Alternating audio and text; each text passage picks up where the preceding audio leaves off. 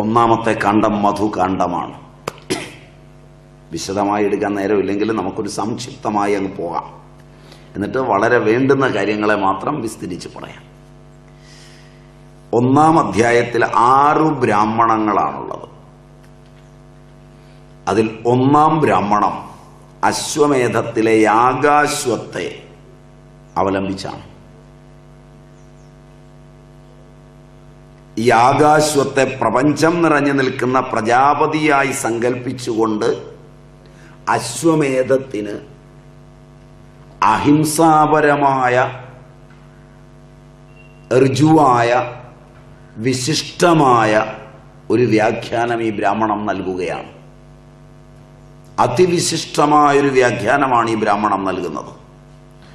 അവിടെ അശ്വത്തെ പ്രപഞ്ചം മൊത്തം നിറഞ്ഞു നിൽക്കുന്ന പ്രജാപതിയായി സങ്കല്പിക്കുന്നു. അശ്വമേധം എന്ന കർമ്മത്തെ സംഹിതയ്ക്ക് ചേരും വിധം ഇവിടെ ഉപനിഷത്ത് വ്യാഖ്യാനിക്കുന്നു. ഇത് പലവട്ടം പലതരത്തിൽ പല ഗ്രന്ഥങ്ങളിൽ ചർച്ചയുണ്ട്. മഹാഭാരതം എടുത്താലും കാണാം. അശ്വമേധത്തിനൊരുങ്ങുമ്പോൾ മേധ്യാശ്വത്തെ ഹോമിക്കണം. മനസ്സിലായില്ല? മാംസം ഹോമിക്കുന്ന കർമ്മങ്ങൾ പലയിടത്തുമുണ്ട്. പശുക്കുട്ടിയെ ശ്വാസം മുട്ടിച്ചു കൊല്ലുന്ന കർമ്മങ്ങളുണ്ട്. അതൊക്കെ വേദം നിഷേധിച്ചിട്ടുള്ള കർമ്മങ്ങളാണ്. കാരണം വേദം ഉറപ്പിച്ചു പറയുന്നത് മാഹിംസ്യാത് സർവഭൂതാനി എന്നാണ്. ശ്രുതിയുടെ ഒരു നിർദ്ദേശത്തെ, ഒരു നിയാമകത്വത്തെ ചോദ്യം ചെയ്യാവുന്ന വിധത്തിൽ ശ്രുതിയിൽ മറ്റൊന്ന് കാണില്ല.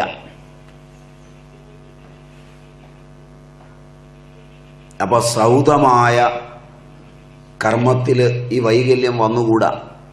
അതുകൊണ്ട് മഹാഭാരതത്തിൽ പോലും കാണാം, അശ്വമേധത്തിനൊരുങ്ങുമ്പോൾ മേധ്യാശ്വത്തെ കൊല്ലാനൊരുങ്ങുന്ന സമയത്ത് പണ്ഡിതനായ ഒരു ഋഷി പറയുന്നുണ്ട് മാഹിംസ്യാത് സർവഭൂതാനി എന്ന് കാണുന്നല്ലോ. എങ്ങനെയാണ് നമ്മൾ ഇതിനെ ഹോമിക്കുക? അപ്പോൾ ഒരാൾ പറഞ്ഞു, അരിമാവ് കൊണ്ട് ഉണ്ടാക്കിയിട്ട് അതിനെ ഹോമിക്കാം. അരിമാവ് കുഴച്ച് അശ്വത്തെ ഉണ്ടാക്കി അത് ഹോമിക്കാം. അപ്പോൾ ഒരാൾ പറഞ്ഞു, അന്നം ന നിന്ദ്യാത്ത് തത്വ്രതം എന്നുണ്ട്. മനസ്സിലായില്ല? അന്നം അന്നേന ഭൂതാനി ജീവന്തി, അന്നം അഭിശംവിശന്തി എന്നൊക്കെ പറയുന്ന വൈദിക സംസ്കൃതി നമ്മുടെ കൺമുമ്പിലിരിക്കുമ്പോൾ ഇത് ഹോമിക്കാൻ പറ്റുമോ എന്നായി. മനസ്സിലായില്ല? മാത്രവുമല്ല, വൈശ്വാനര ദർശനം ചാന്തോഗ്യത്തിൽ അതിവിപുലമായി കിടക്കുമ്പോൾ നാം എങ്ങനെയാണിത് ചെയ്യുന്നതെന്നായി. അപ്പോൾ ഒരാൾ പറഞ്ഞു, ഉണങ്ങിയ ദർഭകൾ കൊണ്ട് കുതിരയെ കെട്ടി ഹോമിക്കാമെന്നായി. അപ്പോൾ അഗസ്ത്യൻ മുന്നോട്ട് വന്നിട്ട് പറഞ്ഞു, എന്തിനെ നിങ്ങൾ ഹോമിക്കുമ്പോഴും നിങ്ങളുടെ മനസ്സിൽ ജീവനുള്ള അശ്വത്തിൻ്റെ പ്രതിബിംബങ്ങൾ നിങ്ങൾ എത്ര ഉണ്ടാക്കിയാലും മനസ്സിൽ അശ്വത്തെ തന്നെയല്ലേ ഹോമിക്കുന്നതായി. ചോദ്യം മനസ്സിലായില്ല? ഇങ്ങനൊരു ചിത്രമുണ്ട്, ഹോമം നിർത്തിവെക്കുന്ന.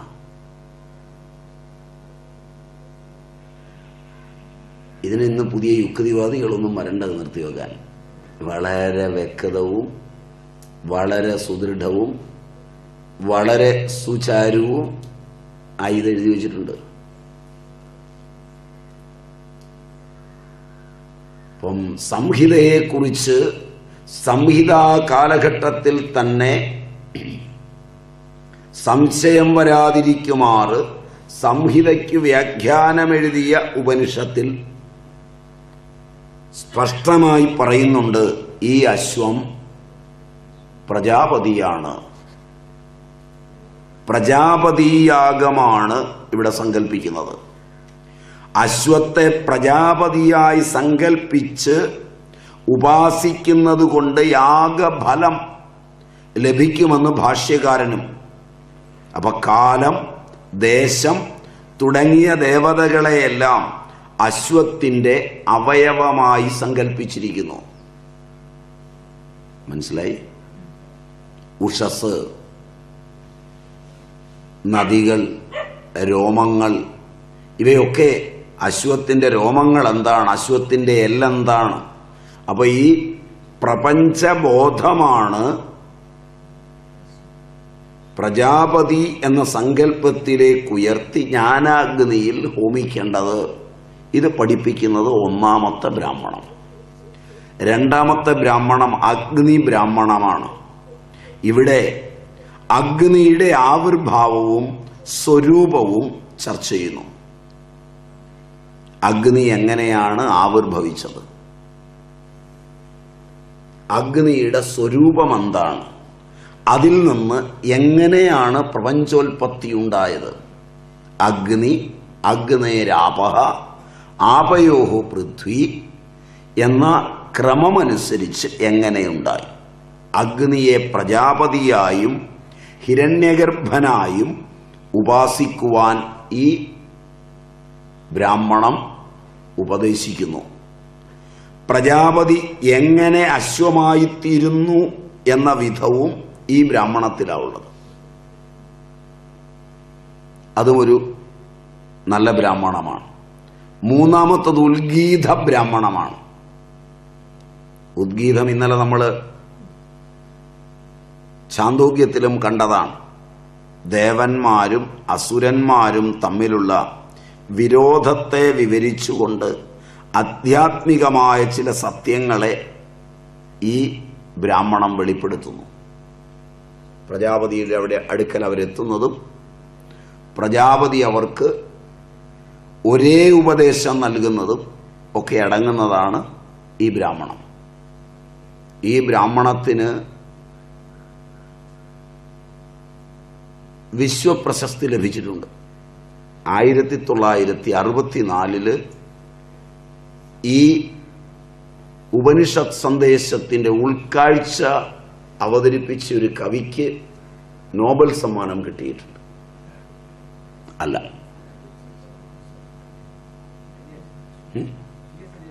T.S. എലിയട്ട്. പലപ്പോഴും ഇംഗ്ലീഷ് പ്രൊഫസർമാർ മലയാളികളാണെങ്കിൽ, ഇന്ത്യക്കാരാണെങ്കിൽ വേസ്റ്റ് ലാൻഡ് പഠിപ്പിക്കുമ്പോൾ പറയും, really studying waste land is A waste of time. അതിന് കാരണം ഇംഗ്ലീഷിൽ വ്യാഖ്യാനിക്കാൻ പറ്റുന്നതോ ഇംഗ്ലീഷ് ഭാഷയ്ക്ക് വഴങ്ങുന്നതോ ആയ ഒരു സംസ്കാരത്തിലല്ല എലിയട്ട് അത് രചിച്ചിരിക്കുന്നത്. രചിച്ചതോ പോട്ടെ, എസ്ര പൗണ്ട് അത് വെട്ടിക്കുറച്ചിട്ടുണ്ട്. എസ്ര പൗണ്ട് വെട്ടിക്കുറയ്ക്കുന്നതിന് മുമ്പുള്ള എലിയട്ടിന്റെ കവിത ഒരുപക്ഷെ മനസ്സിലാകുമായിരുന്നു.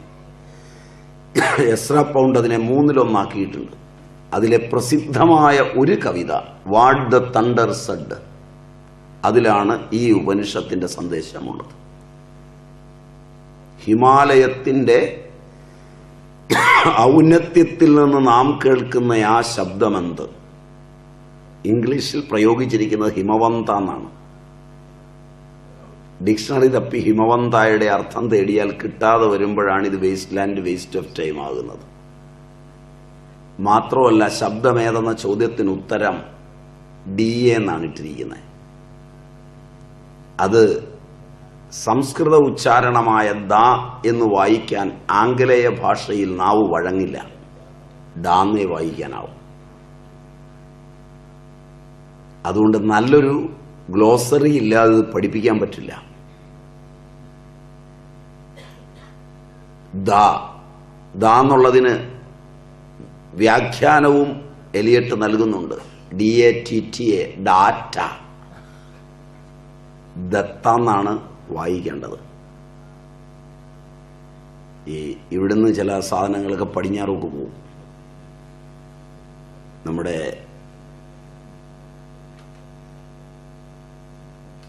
പ്രസിദ്ധനായ സ്വാമിജി autobiography of a Paramahamsa Yogananda, അദ്ദേഹത്തിന്റെ ക്രിയായോഗവുമായി പടിഞ്ഞാറ് പോയി.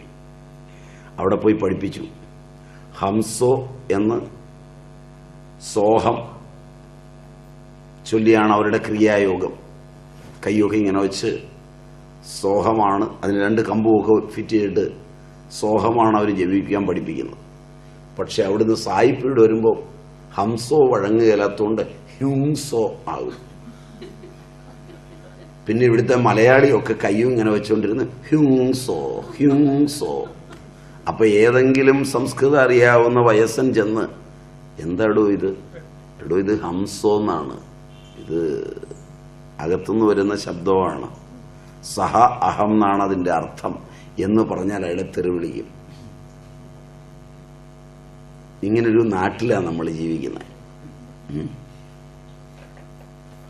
അതുകൊണ്ട് പറഞ്ഞു രണ്ടുപേരും കൂടെ.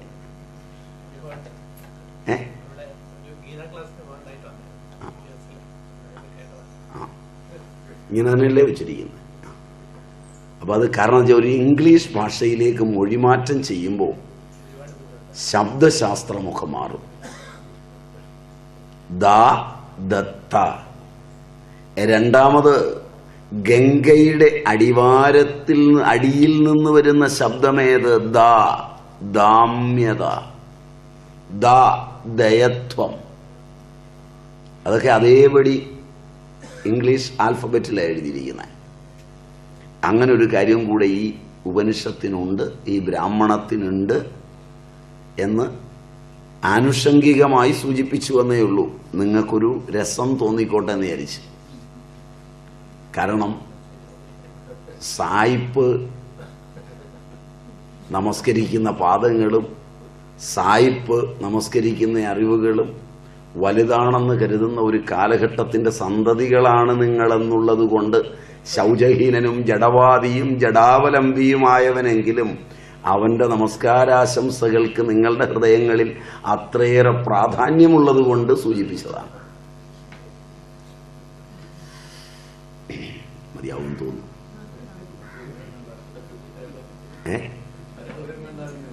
അത്രേ ഞാൻ കളിയായിട്ട് പറഞ്ഞല്ല. ഞാൻ പറഞ്ഞതിൽ കള്ളമുണ്ടെങ്കിൽ നിങ്ങൾക്ക് എന്നെ ശിക്ഷിക്കാം. സത്യത്തിന്റെ മുഖം വികൃതമല്ല, സുഹൃതമുള്ളതായിരിക്കും, ഋജുവായിരിക്കും. പക്ഷെ വികൃതമായ മനസ്സുകൾക്ക് സത്യത്തിന്റെ മുഖം ഭയമുണ്ടാക്കും. അതുകൊണ്ട് പറഞ്ഞ അപ്പൊ ഉദ്ഗീത ബ്രാഹ്മണം ദേവന്മാരും അസുരന്മാരും തമ്മിലുള്ള വിരോധത്തെ വിവരിച്ചുകൊണ്ട് ആധ്യാത്മികങ്ങളായ സത്യങ്ങളെ വെളിപ്പെടുത്തുന്നതാണ്. ഇന്ദ്രിയങ്ങൾക്കതീതമായി പ്രാണൻ മഹാനാണെന്ന് തെളിയിക്കുന്നതും ഇതിലാണ്. ദേവന്മാർ എന്നത് ഇന്ദ്രിയങ്ങളാണ്. ദേവാസുരന്മാർ എന്ന് പറഞ്ഞാൽ ഇന്ദ്രിയത്തിന്റെ 2 പ്രകൃതങ്ങളാണ്. ഇന്ദ്രിയങ്ങൾ പരസ്പരം മത്സരിക്കുകയും ഞാനാണ് കേമനെന്ന് പറയുകയും ചെയ്യുന്നത് ഈ ബ്രാഹ്മണത്തിലാണ്. അവർ പ്രജാപതിയെ പോയി സമീപിക്കുന്നുണ്ട്, ഞങ്ങളിൽ ആരാണ് കേമൻ എന്ന് പറയാൻ. പ്രജാപതി അതിന് ഉത്തരം പറഞ്ഞത് വളരെ മനോഹരമായിട്ടാണ്. നിങ്ങളിൽ ആർ പോകുമ്പോൾ ഈ ശരീരം വീണു പോകുമോ അവനാണ് ഉത്തമൻ. ഇപ്പോ ശ്രോത്രേന്ദ്രിയം പോയി നോക്കി, അയാൾ 1 കൊല്ലം മാറി നിന്നിട്ട് തിരിച്ചു വന്നപ്പോഴും കുഴപ്പമൊന്നുമില്ലാതെ ഇവനിരിപ്പുണ്ട്. അയാള് അഹങ്കാരമൊക്കെ നിർത്തി. നേത്രേന്ദ്രിയം പോയി, ഘ്രാണേന്ദ്രിയം പോയി, ഇവനൊക്കെ പോയി, കൈ പോയി, കാല് പോയി, കർമ്മേന്ദ്രിയങ്ങളും ജ്ഞാനേന്ദ്രിയങ്ങളും ഒക്കെ ഓരോന്നോരോന്നായിട്ട് പോയിട്ട് തിരിച്ചു വന്നിട്ട് ഇവൻ അതുപോലെ ഇരിപ്പുണ്ട് എന്ന് കണ്ടു കഴിഞ്ഞപ്പോൾ ഇനി വഴക്കൊന്നും ഉണ്ടാക്കാതെ മര്യാദയ്ക്ക് ഇവിടെ ഇരിക്കാമെന്ന് വിചാരിക്കുമ്പോൾ പ്രാണൻ പതുക്കെ എഴുന്നേറ്റു. അയാൾ അഹങ്കരിച്ചിരുന്നില്ല. അയാൾ മെല്ലെ എഴുന്നേറ്റ് കഴിഞ്ഞ് പോകാൻ തുടങ്ങുമ്പോൾ എങ്ങനെയാണോ കുറ്റിയിൽ കെട്ടിയിരിക്കുന്ന പശു കുറ്റിയും പറിച്ചു പോകുന്നത്, അതുപോലെ ഓരോ ഇന്ദ്രിയങ്ങളും ഏതിൽ അധിഷ്ഠാനമായിരിക്കുന്നുവോ ആ കുറ്റിയോടുകൂടി പറയുന്നു എന്ന് കണ്ടപ്പോൾ പോകരുതേ, നീയാണ് കേമനെന്ന് ഇന്ദ്രിയങ്ങൾ സ്തുതിക്കുകയും വിചാരിക്കുകയും ചെയ്യുന്ന മനോഹരമായ നാടകീയമായ ദൃശ്യാവിഷ്കരണത്തിലെ അതിമോഹനമായ ഒരു വ്യാഖ്യാനത്തോടെയാണ് ഈ ബ്രാഹ്മണം നിലകൊള്ളുന്നത്. മൂർത്ത സങ്കല്പങ്ങൾക്ക് അമൂർത്തഭാവങ്ങളും അമൂർത്ത സങ്കല്പങ്ങൾക്ക് മൂർത്തഭാവങ്ങളും നൽകുന്നതിൽ അദ്വിതീയന്മാരായ ഭാരതീയ ആചാര്യന്മാർ സാഹിത്യത്തിൻ്റെയും കലയുടെയും അഗാധ മർമ്മങ്ങളെ കണ്ടെത്തിയിട്ടുള്ള അസ്മാദൃശന്മാരായ ആ ദാർശനികന്മാർ വളരെ മനോഹരമായാണ് ഈ ബ്രാഹ്മണത്തിൽ ആ രംഗം ചമയ്ക്കുന്നത്. മനസ്സിലായോ എന്നറിയില്ല, ഞാൻ ഓടിച്ചാ പറഞ്ഞേ. അത് ഈ ബ്രാഹ്മണത്തിലാണ്. പ്രാണന്റെ വളരെ പ്രധാനപ്പെട്ട, പ്രാണൻ പോകുമ്പോൾ കുറ്റികൾ പിഴുതെടുക്കുന്ന പശുക്കളെ പോലെ ഇന്ദ്രിയങ്ങളെയും പുഴക്കിയെടുത്ത് പുറത്തു പോകുന്നു. ഇത് ഉദ്ഗീത ബ്രാഹ്മണം എന്ന് പറയുന്നത് ഉദ്ഗീതത്തെ ആധാരമാക്കിയായതിനാലാണ്. അതുകൊണ്ട് പ്രാണനെ വെച്ച് ഉദ്ഗീതം, കർമ്മങ്ങളുടെ ചരമഫലം ബ്രഹ്മലോകപ്രാപ്തിയാണ്. അത് അവിദ്യയ്ക്ക് അധീനമാണ്. ജ്ഞാനം കൊണ്ട് മാത്രമേ ആ അവിദ്യയെ നശിപ്പിക്കാൻ കഴിയൂ. ജ്ഞാനമല്ലാതെ വേറൊരു വഴിയില്ല. ജ്ഞാനാത് ഏവതു കൈവല്യം. അങ്ങനെ ആത്മജ്ഞാനത്താൽ അവിദ്യ നശിച്ചാൽ ജീവിത ലക്ഷ്യം നേടാം. അതിന് ഏറ്റവും പര്യാപ്തമായ ചിന്ത തരുന്നത് ഈ ബ്രാഹ്മണത്തിലാണ്. ഇതിലാണ് അസതോമാ സദ്ഗമയ തമസോമാ ജ്യോതിർഗമയ മൃത്യോർമാ അമൃതം ഗമയ എന്ന മന്ത്രവുമുള്ളത്. അതും ബൃഹദാരണ്യകത്തിലാണ്. അതും ഇതിൻ്റെ മഹത്തരമാണ്. ആ പ്രാർത്ഥന അത് ഈ ബ്രാഹ്മണത്തിലുള്ളതാണ്. പ്രപഞ്ച സൃഷ്ടി വിവരിക്കുന്നത് പുരുഷവിധ ബ്രാഹ്മണത്തിലാണ്. എന്താണ് സൃഷ്ടി? സൃഷ്ടികൽപ്പം എന്താണ്? ഈ ജഗത്ത് വ്യാകൃതമാകുന്നതിന് മുമ്പ് ജഗത്തുണ്ടാകുന്നത് വികാരമായാണ്. ബ്രഹ്മത്തിന്റെ വികാരമാണ് ജഗത്ത്. അറിവിന്റെ വികാരമാണ് ജഗത്ത്. അതുകൊണ്ട് ജഗത് ബോധം എന്നത് വിചാരമല്ല, വികാരമാണ്. അത് ആസ്വദിക്കണമെങ്കിൽ വിചാരമുണ്ടാവരുത്. ജഗത് അനുഭവം വേണമെങ്കിൽ വികാരം മാത്രമേ വേണ്ടൂ. സംശുദ്ധമായിരിക്കണം ആ വൈകാരികതയെന്നു മാത്രം. ജഗത് ബോധത്തിന് പഠിക്കേണ്ട വാസനകളും കൊണ്ടാണ് വന്നിരിക്കുന്നത്. എന്തിനാണ് ഈ ശരീരം എടുത്തത്? അത് ശരീരം എടുക്കുന്നതിന് മുമ്പ് നിശ്ചിതമാണോ? ശരീരം എടുക്കുന്നതിന് മുമ്പ് നിശ്ചിതമാണെങ്കിൽ അതിനുള്ള എല്ലാ കൂട്ടായ്മയും ഉപകരണങ്ങളും എല്ലാ ചൊല്ലും വിളിയും അതിനോടൊപ്പം ഉണ്ടെങ്കിൽ ജീവിക്കാനല്ല, ജീവിതത്തിൽ നിന്ന് മോചനം നേടാനേ പ്രയത്നിക്കേണ്ടൂ.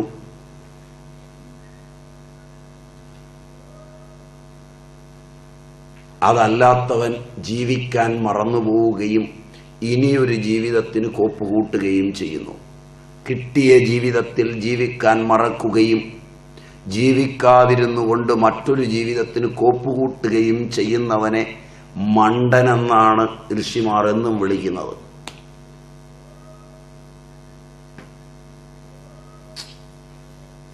പൊരുത്തപ്പെടുവോ? പൊരുത്തപ്പെടുവോ?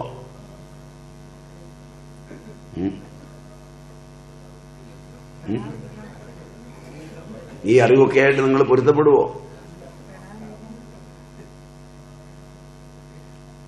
ഒരു പട്ടി അതിന് പറ്റിയ ആഹാരങ്ങൾ വാസനയിൽ നിശ്ചയിച്ചാണ് അത് ജനിക്കുന്നത്. അതിൻ്റെ സ്വപ്നങ്ങളും ജാഗ്രതുമൊക്കെ പട്ടിയുടെ തലത്തിൽ രൂപാന്തരപ്പെടുത്തി പട്ടി ജനിക്കുന്നു, പശു ജനിക്കുന്നു. ആ ജീവജാലങ്ങളൊക്കെ പ്രകൃതിയ ആ ജന്മത്തിനനുഗുണമായി ജീവിച്ച് ജീവിതം സൗമ്യമായി തീർത്തു പിരിയുന്നു. മനസ്സിലായില്ല? മനുഷ്യൻ എന്തിനായവൻ ജനിച്ചുവോ അതിൽ നിലകൊണ്ടുകൊണ്ട് ആസ്വദിക്കാതിരിക്കുകയും അന്യൻ ജീവിതം ആസ്വദിക്കുന്നത് സമ്മതിക്കാതിരിക്കുകയും അവനുണ്ടാക്കിയ സ്വഗതങ്ങളായ സങ്കല്പങ്ങളിൽ നിന്നുകൊണ്ട് ജീവജാലങ്ങളെയും പ്രകൃതിയെയും അവനെ തന്നെയും നശിപ്പിക്കുകയും ഏതോ ജീവിതത്തിനു വേണ്ടി അറിയപ്പെടാത്ത ലോകത്തിരുന്നു കൊണ്ട് വേണ്ടാത്ത അധ്വാനം മുഴുവൻ നടത്തി തീർക്കുകയും അത് അനുഭവിക്കാൻ പറ്റാതെ പിരിയുകയും ചെയ്യുന്നു. ഇതിന് നിങ്ങൾ ശാസ്ത്ര സാങ്കേതിക വിദ്യകളെന്ന് നാമകരണവും ചെയ്യുന്നു.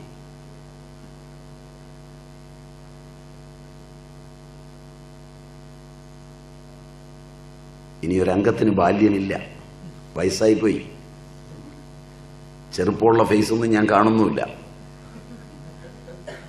മനസ്സിലായില്ല. സരസ്വതീയാമം കഴിഞ്ഞു. വയലാറ് പണ്ട് പാടിയിട്ടുണ്ട്. സരസ്വതീയാമം കഴിഞ്ഞു, സഹസ്രദളങ്ങൾ വിടർന്നു, വൻകൊറ്റ കുടചൂടും മലയുടെ മടിയിൽ വെളിച്ചം ചിറകടിച്ചുയർന്നു. ഒടുവിൽ കവി തന്നെ സംശയത്തോടെ ചോദിക്കുന്ന ഒരു ചോദ്യമുണ്ട്, ഇനിയും ഒരംഗത്തിന് ബാല്യമുണ്ടോ? പാട്ട് നിങ്ങളും കേട്ടിട്ടുണ്ടാവും, പാടാൻ എനിക്കറിയില്ലാത്തതുകൊണ്ടാ പറഞ്ഞത്.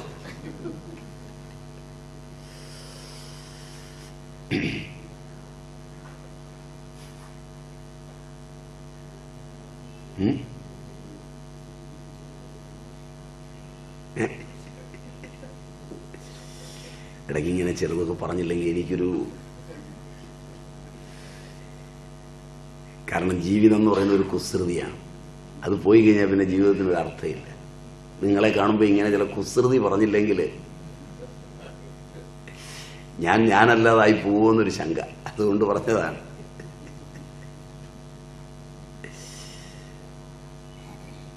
എവിടെയെങ്കിലുമൊക്കെ ചെന്ന് കൊള്ളുമെന്ന് വിചാരിക്കാം അല്ലേ? അപ്പം അതുകൊണ്ട് പ്രപഞ്ചം എന്നതുണ്ടായതും അതിൽ ജീവനുണ്ടായതും അതിൽ വാസനകളുടെ പങ്കും എല്ലാം വളരെ വിപുലമാണ്. എന്ത് മുഖാമുഖമെത്തുന്നുവോ അതാണ് ഈ ജന്മത്തിന്റെ ആദരവുള്ള ഇതിഹാസം. ഏതൊരുവൻ അത് തന്റെ സൃഷ്ടിയാണെന്നും തന്റെ പൂർവകർമ്മത്തെ തിരിച്ചറിയലാണ് ഇപ്പൊ നടക്കുന്നതെന്നും ഉൾക്കൊള്ളുവാനും അതിനോട് സൗമ്യമായി ഇടപഴകുവാനും ഇടയായാൽ ജന്മം സഫലമാവുകയും ആ കർമ്മം തീരുകയും ചെയ്യും. മുൻപിലെത്തുന്നത് അങ്ങനെയല്ലായിരുന്നു എന്ന് സങ്കല്പിക്കുമ്പോൾ ഇനിയൊരു ജന്മത്തിന് വിത്തിടുന്നു, ഈ ജന്മം ആസ്വദിക്കുന്നുമില്ല. മനസ്സിലായില്ല?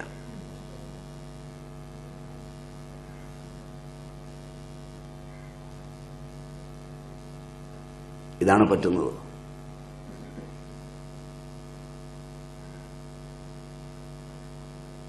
വാസനകൾ പെരുകുമ്പോൾ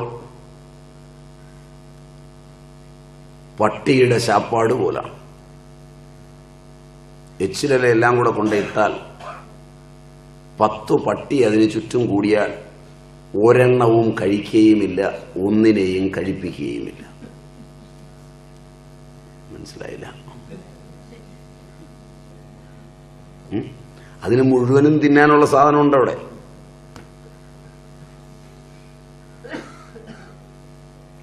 എത്ര തിന്നാലും തീരാത്തത്ര സാധനമുണ്ട്. കാരണം അത്ര ഇലയാണ്. 1500 പേര് ഉണ്ടേന്റെ എച്ചില് മുഴുവൻ കിടപ്പുണ്ട്. അതിനകത്ത് ആകെ 4 പട്ടിയേ ഉള്ളൂ. പക്ഷെ അതിൽ ഒരെണ്ണവും തിന്നുകയുമില്ല, തീറ്റുകയുമില്ല. ശ്വാനഭോജനം പോലാണ് വാസനയുടെ പെരുക്കത്തിൽ മർത്യജന്മം.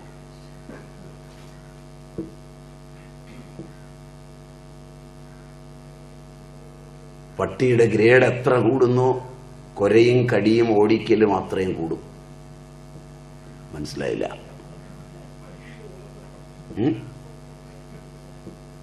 നാടനാണെങ്കിൽ കുറച്ച് കുറയും. മനസ്സിലായില്ല? പോമറൈൻ, അൽസേഷ്യൻ, പിന്നെന്തൊക്കെയാ, ഡോബർമാൻ, ഇങ്ങനെയുള്ളതൊക്കെയാ ആ ഗ്രേഡ് അനുസരിച്ച് കൂടുമ്പോൾ ഓടിക്കൽ കുറെ കൂടെ ശക്തിയാവും.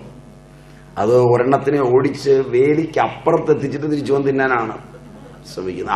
അപ്പോഴേക്ക് വേറൊരുത്തനെ അവിടെ വന്നിട്ടുണ്ടാവും. അതുകൊണ്ട് നിങ്ങളുടെ വിദ്യാഭ്യാസവും വിവരവും ഒക്കെ എത്ര കൂടിയ ഡിഗ്രി ഉണ്ടോ അത്രയും കൂടുതൽ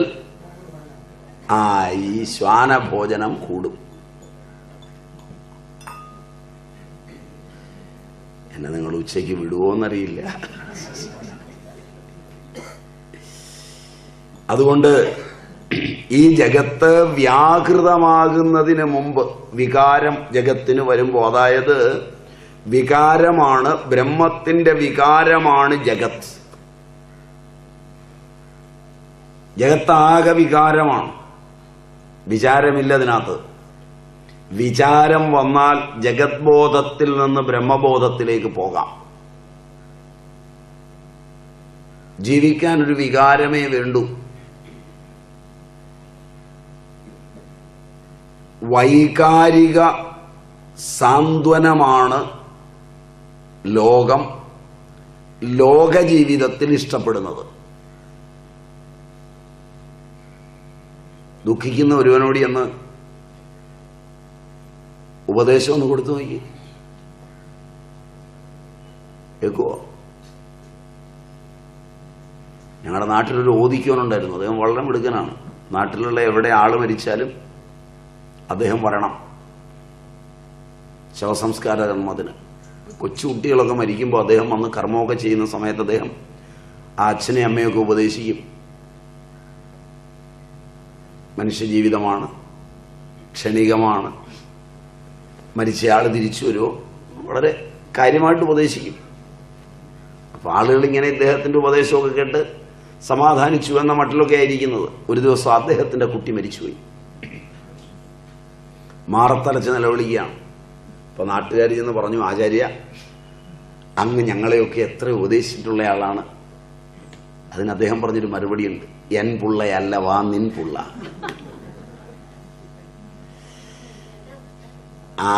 നിന്റെ പുള്ളയും എന്റെ പുള്ളയും ഞങ്ങളുടെ ഗ്രാമത്തിലെ ഭാഷ എങ്ങനെയാ പറയാ, നിൻ പുള്ളയല്ല വാ എൻ പുള്ള.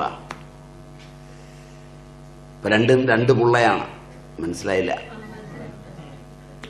അപ്പൊ അത് വികാരമാണ്. വികാരമാണ് ഈ ലോകത്തിന്റെ അന്തസത്ത, വിചാരമല്ല. അതുകൊണ്ട് വികാരത്തെയാണ് അവിടെ ലോകം എന്ന് പറയുന്നതെല്ലാം. വിചാരം എപ്പോൾ വരുന്നുവോ അപ്പോൾ തന്നിലേക്ക് തിരിച്ചു മടങ്ങുകയും ലോകം ഇല്ലാതാവുകയും ചെയ്യും. അതുകൊണ്ട് ഈ ലോകം വ്യാകൃതമാകുന്നതിന് മുമ്പ് ആത്മാവ് തന്നെയായിരുന്നു, വേറൊന്നുമില്ല. ഏകവും അദ്വയവുമായ പുരുഷരൂപത്തോടുകൂടി ആത്മാവ് തന്നിൽ നിന്ന് അന്യമായി ഒന്നും കണ്ടില്ല. അപ്പോൾ ആദ്യമായി അഹമസ്മി, ഞാൻ ആകുന്നു എന്ന് പറഞ്ഞു. അതാണ് മഹാവാക്യം. ഈ ഉപനിഷത്തിലാണ്, കഴിഞ്ഞ ക്ലാസ്സിൽ നമ്മളത് പറഞ്ഞിരുന്നു എന്ന് എനിക്ക് തോന്നുന്നു. ഭാഗ്യം കൊണ്ട് നമുക്ക് 2 മഹാവാക്യങ്ങൾ 2 ദിവസങ്ങളിലായി പരിചയപ്പെടാനുള്ള ഭാഗ്യമുണ്ടായി. അതിൽ ആദ്യം പരിചയപ്പെട്ടത് നിർദ്ദേശക മഹാവാക്യമെന്ന് പ്രസിദ്ധമായ തത്വമസിയാണ്. അത് 7 ഉദാഹരണങ്ങളെ കൊണ്ട് ഉദ്ദാലകൻ പഠിപ്പിക്കുന്നുണ്ട്. ഇവിടെ അതല്ല. ഇവിടെ ബ്രഹ്മം അനുഭൂതിയിൽ ബോധ്യപ്പെടുന്നതായാണ് ഇവിടെ പഠിക്കുന്നത്. അതുകൊണ്ട് നേരിട്ടാണ്. ഇത് അനുഭൂതി മഹാവാക്യമാണ്. അവ്യാകൃതം ആയിരിക്കുന്ന ദശയിൽ വ്യാകൃത ചൈതന്യമുണ്ടാകുന്നതിന് മുമ്പ് ഈ ജഗത് തൻ്റെ ബോധത്തിൽ വ്യാകൃതമാകുന്നതിന് മുമ്പ് അഹമസ്മി, ഞാനാകുന്നു എന്ന് പറഞ്ഞു. അതുകൊണ്ട് ഞാനെന്ന് പേരുള്ളതായിത്തീർന്നു. എങ്ങനെയാണ് ബ്രഹ്മത്തിന് ഞാനെന്ന പേർ വന്നത്? ഞാനെന്ന് എപ്പോൾ ഉച്ചരിക്കുന്നുവോ ആ ഞാൻ കേവലമായ അറിവാണ്.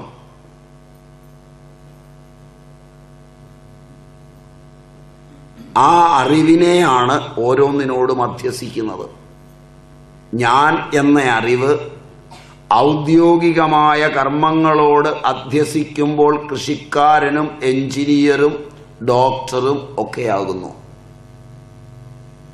ഞാൻ എന്ന അറിവ് കുടുംബവുമായി അധ്യസിക്കുമ്പോൾ അച്ഛനും മകനും അമ്മയും അമ്മായിയമ്മയും ഒക്കെയാകുന്നു.